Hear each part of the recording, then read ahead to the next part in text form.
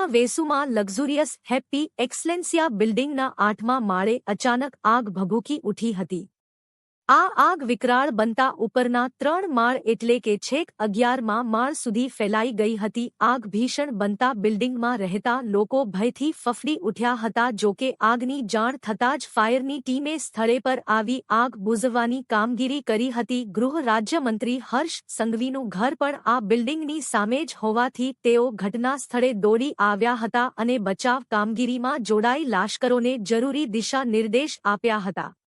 આ દુર્ઘટનામાં 18 લોકોનું રેસ્ક્યુ કરવામાં આવ્યું હતું। ટોટલ 40 લોકોને ઇવેક્યુએટ કરવામાં આવ્યા। પછી બી 18 લોકો જે અંદર રહી ગયેલા હતા એ સુરત મહાનગરપાલિકાની ફાયર બ્રિગેડની ટીમની સાથે એ તમામ લોકોને સુરક્ષિત રીતે નીચે લઈ આવવામાં આવેલા છે। વહેલી સવારે જ્યારે આ માહિતી મળી ત્યારે ફાયર બ્રિગેડની કમસે કમ 50 લોકોની ટીમ જે બિલ્ડિંગના ચારે દિશામાં જે આગ લાગવાના કારણે એ બધી જ ટીમે પહેલા એસ્ટાબ્લિશમેન્ટ કરીને ઉપર તક પાણી પહોંચાડીને આગને કંટ્રોલ રહેવાનો પ્રયાસ કરેલો હતો।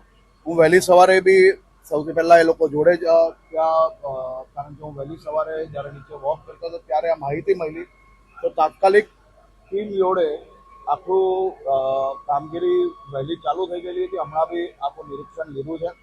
થોડીક જ વારમાં સંપૂર્ણ આગ પર કંટ્રોલ લઈ લેવામાં આવશે। હું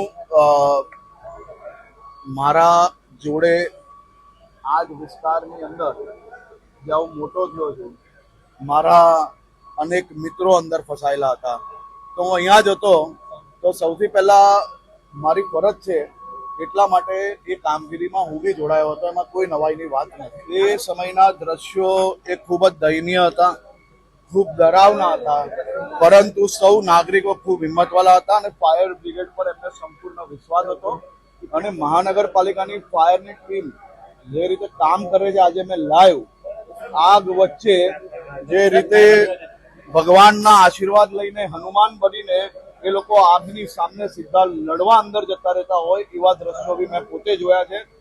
એક શ્વાસ લેવો જ્યાં મુશ્કેલ છે ત્યાં કલાકો સુધી આ લોકો કામગીરી કરી છે અને હું ફાયર બ્રિગેડના સૌ જવાનોને મારા વિસ્તારના સૌ નાગરિકો વતી સલામી આપું છું અને ખૂબ ખૂબ આભાર માનું છું।